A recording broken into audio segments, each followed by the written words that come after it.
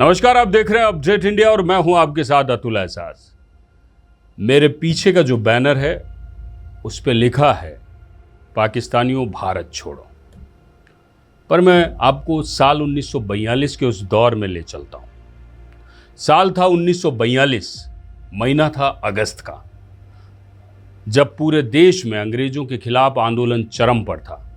उसी दौर में महात्मा गांधी ने भारत छोड़ो आंदोलन की शुरुआत की थी। इस आंदोलन ने इतना बड़ा स्वरूप ले लिया कि देखते ही देखते उसकी ज्वाला पूरे देश में फैल गई। क्या गांव, क्या शहर, क्या गली और क्या ढाणी। अंग्रेजों के खिलाफ जनता सड़कों पर उतरकर आंदोलन करने लगी, पर देशवासी की जुबा पर एक ही नारा था जो आसमां में गूंज रहा था, और खासकर वो कहीं न कहीं भारत के आसमां में एक गूंज की तरह सबके सामने था, यानी कि अंग्रेजों भारत छोड़ो।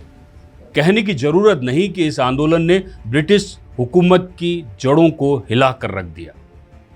इस आंदोलन के करीब 85 साल पूरे होने के बाद आज फिर वैसी ही तस्वीर देखने को मिल रही है। बस इस बार नारा बदल गया है, पाकिस्तानियों भारत छोड़ो। आतंकवाद और बातचीत एक साथ ये संभव नहीं है। देश आतंक के साये में जिए और हमारे हुक्मरान पड़ोसी देशों के साथ संबंधों के बनने और बिगड़ने की बात सोचे, अब ये संभव नहीं है। धरती का स्वर्ग कहे जाने वाले कश्मीर की घाटी में वे मौत का खेल खेलें और हम उनके देश के नागरिकों की आव भगत करें, माफ कीजिएगा, ये हमसे ना हो पाएगा। देश में आतंकी हमला हुआ और हुक्मरानों ने फैसला लिया कि जिस धरती में आतंक फैलाया जा रहा है वहाँ के बाशिंदों की एंट्री यहाँ बंद करो और जो यहाँ है उन्हें वापस भेजो। पहलगाम हमले के बाद केंद्र सरकार ने कई बड़े फैसले लिए, जिनमें पाकिस्तान से भारत आए लोगों को 27 अप्रैल तक देश छोड़ने का निर्देश भी शामिल है। वे चाहे यहाँ अपना बिजनेस करने आए हों या अपने रिश्तेदारों से मिलने आए हों, उन्हें वापस भेजा जा रहा है। उनकी गलती सिर्फ इतनी है कि वे उस देश से आए हैं जहां आतंकवाद की खेती होती है। भारत का रुख साफ है, पाकिस्तान से किसी तरह का रिश्ता नहीं रखना है। इस चक्कर में यदि दोनों देशों के बाशिंदों के रिश्तेदारों को परेशानी हो तो हो।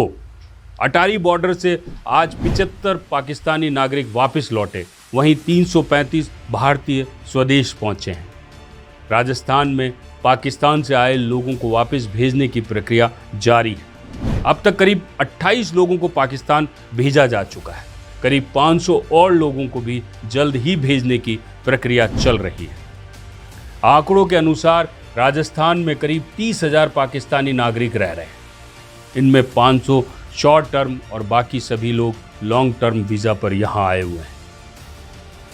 लंबी वीज़ा अवधि वाले अब भी 29,000 से ज़्यादा पाकिस्तानी राजस्थान में हैं। इनमें ज़्यादातर पाकिस्तानी नागरिकों ने भारतीय नागरिकता के लिए आवेदन भी किया हुआ है।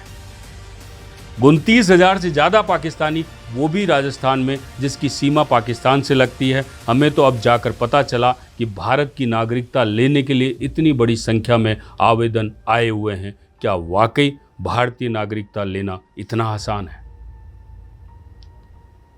पहलगाम हमले के बाद भारत में रह रहे सभी पाकिस्तानी नागरिकों को देश छोड़ने के लिए कहा जा चुका है, लेकिन यहाँ एक पेच फंसा हुआ है। लॉन्ग टर्म वीज़ा वाले लोगों के लिए गाइडलाइन स्पष्ट नहीं है। इसे लेकर शायद भी कोई आदेश जारी हो। वहीं मेडिकल वीज़ा पर भारत आए पाकिस्तानी लोगों को 29 अप्रैल तक भारत छोड़ना होगा। केंद्र सरकार की गाइडलाइन के अनुसार तय समय के बाद अगर कोई भी पाकिस्तानी नागरिक यहाँ रुका तो वो अवैध होगा और उसके खिलाफ एक्शन लिया जाएगा। कुल मिलाकर भारत का एजेंडा अब साफ है।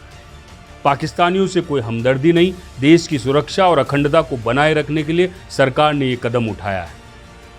इससे दोनों देशों के आम नागरिकों की परेशानी होगी, व्यवसाय करने वालों को आर्थिक नुकसान भी होगा, लेकिन भारत के दृढ़ निश्चय कर लिया है कि अब देश की सुरक्षा से किसी भी तरह का समझौता नहीं किया जाएगा। आज हर देशवासी के दिल में आक्रोश भरा हुआ है, उनकी भावनाएं उमड़ रही है, मानो कह रही हो पाकिस्तानियों भारत छोड़ो। भारत देशवासियों की हर भावना का सम्मान करेगा। नमस्कार, जय भारत, हिंदुस्तान जिंदाबाद।